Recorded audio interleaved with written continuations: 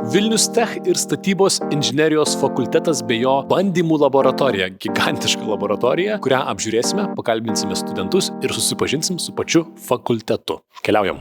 Viena iš plačiausių specialybių yra šiaip statybos inžinerija, ta, kuri apima labai daug dalykų. Jeigu studentų paklausit, sakys, mus verčia filosofiją mokytis, ar ne? Nu taip, sakau, jūsgi norit būti kas politikų, kas prezidentų, kurie buvo statybininkai pas mus, ar ne? Tai ir gaunamės va tą.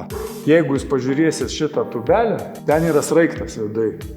Tai yra, paduoda... Aš gal atsinergingas. Paduoda, va čia ir yra maišymo.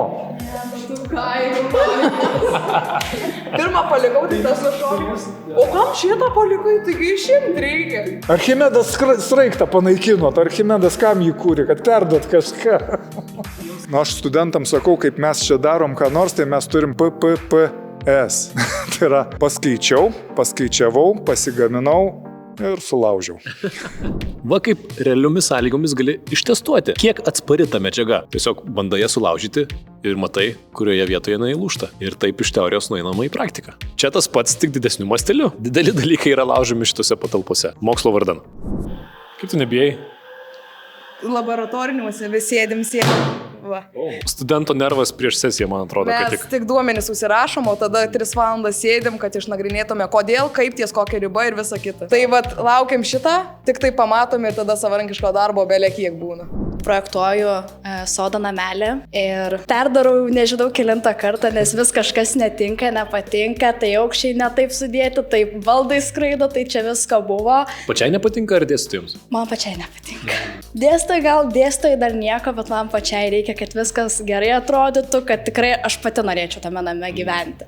Tu gali savo tą, ką tu mastai, ką tu galvoji, tą visą vizualizaciją perkelti į kompiuterį ir kažką, ką tu projektuosi, kažkam tai bus jų svajonių namai, kur jiems bus vieninteliai ir gyvens ten 50 ar 40 metų ir tu galėsi juos įgyvendinti. Bet jūs tokius smagių plaučių studentai tokie susirinkę, ar ne pas jūs, nežinau, visi čia tokie? Jo, dauguma taip. Tu gavai 9, o tu gavai 8, aš mačiau viską jo. Ir niekas negavo 2? Turbūt, kad ne. Šaunuoliai esat. Šaunuoliai. Girdėjau, kad pati esi pirmūnė, taip visi tavo draugai kolegos sako. Stengiuosi, šiaip esu aktyvi, tai stengiuosi viską derinti ir tikrai pavyksta ir tikrai patinka tam univeri. Viskas tvarkoj. Kitiem pirmūnam sekasi tiesiog, nes jie iš savęs gabūs. Aš nesu, man reikia daug dirbti, kad pasiekčiau rezultatų. Tai tenka pasidėti valandą, gal ilgiau negu kitiem, bet tikrai to verta. Kai stengiasi dėl savęs, o ne dėl pažymų. Aišku, ir stipendijos labai prideda tokio motyvacijos, bet šiaip dėl savęs viską. Šiais laikais, kai atrodo tiek daug dalykų vyksta kompiuteriuose, čia galima išbandyti ir realiomis sąlygomis, šiuo atveju tilto konstrukciją. Kiek jinai tvirta, kiek jinai atlaiko. Be abejo, kompiuteryje viskas modeliuojama, bet čia gali ištestuoti realiomis sumažintomis sąlygomis. Jūsų studentai tai labai kaip koks choras iš paskos, ar ne? Eina ir dainuoja ir juokiasi. Labai geri studentai. Labai geri. Visi studentai pas mus patys geriausi. Aš turiu meni, net tie, kurie ateina neapsisprendę, pabuvę, susipažinę su to, kuo taps, jie tikrai pasilieka statybos inžinieriai. Ir iš kitur ateina. Visi dėstytojai tokie faini kaip Arnoldas. Tikrai taip, dauguma dėstytojų yra faini, bet Arnoldas pats fainiausias. Pats iš visų. Tai yra Gedimino kalno statinių tyrimai. Reikėjo išsiaiškinti matmenis statinių, pjūvių sienų ir visą kitą tam, kad galima būtų sukurti jau čia pereinant į mokslą didesnį, ar ne? Tai yra visą Gedimino kalno skaitmeninį modelį su gruntais, su statiniais, su jų apkrovom, su vietom ir tada atliekami įvairiausi skaičiavimai. Kaip tie statiniai ant to kalno, nu tai vat parašyta PN, tai yra pilininko namas, tas, kuriam dabar ekskursijas naujas. Tai visiems šitiem mėginiam kiek metų? 500 plus. Tai yra tada, kada statyta. Ir jeigu pasižiūrėt keramikas, plytas, skiedinę, sukipti viską, nieko neina išardyti. Sąžiningi statytojai buvo. Geri studentai matyt buvo tais laikais. Praktikai geri. Praktikai.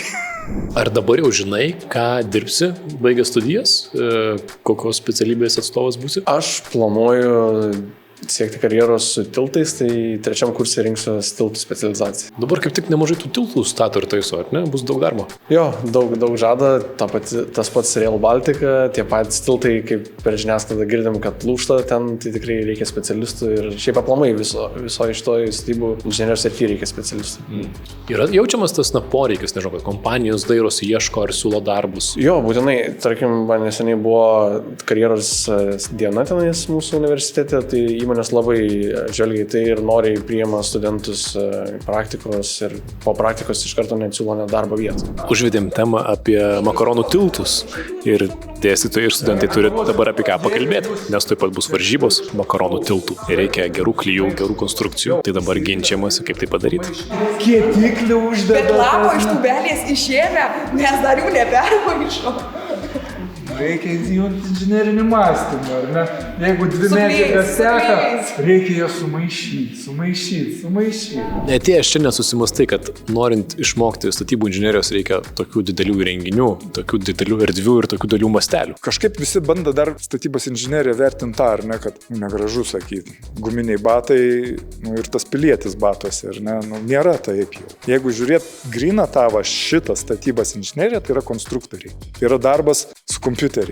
Darbas su aukščiausio lygio programom, darbas su BIM-u visu, arba SIM-u lietuviškai, ar ne, statybos informacinis modelis. Tai yra darbas su aukščiausio lygio įranga, darbas su įvairiausiais dalykais. Tu pabaigę šią specialybę galėsi tiek pat sėdėti ofise, vienas galėsi su nieko nebendrauti ir braižyti brėžinius, skaičiavimus visus. Jeigu kaip tik patinka labai bendrauti ir aktyviai leisti laiką, galėsi toj pačioj statybų aikštelėje praleisti laiką. Tai čia labai platus spektras visko, ką gali veikti ir kas sekasi. Tai. Jeigu mėgsti viską, tai čia gausi visko.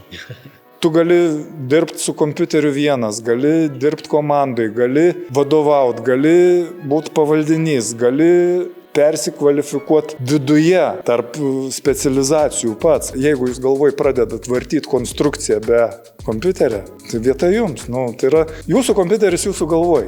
Užsimerki, pastatas, planą matau, konstrukcijas matau, apsukau iš apačios matau, apsukau iš viršaus matau, pasukau iš šoną, fasadas spalvas irgi matau.